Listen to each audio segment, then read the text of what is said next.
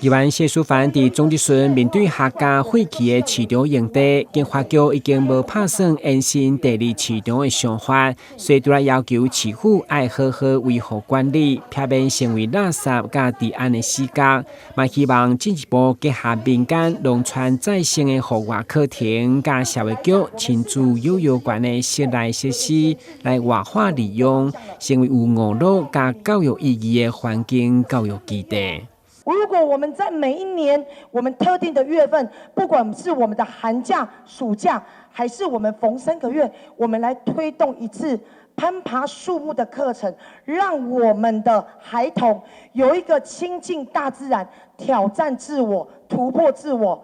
社会局局长，您觉得这样可行吗？这个整个接近大自然的这个教育是很重要的。好，既然社会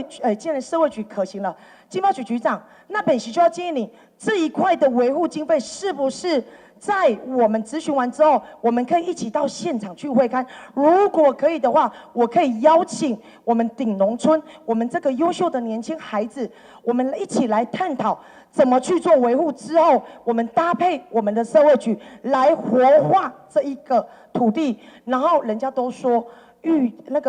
教于乐嘛，我们要把娱乐带进我们的教育里面，让我们的孩童有一个发展的空间，这样可行吗？我们可以到现场去会勘。好，如果需要的话，我希望你编列一个维护的经费，让我们地方不要成为一个治安的死角，这样子好不好？在目前为止，先把它可以来清理干净比较重要。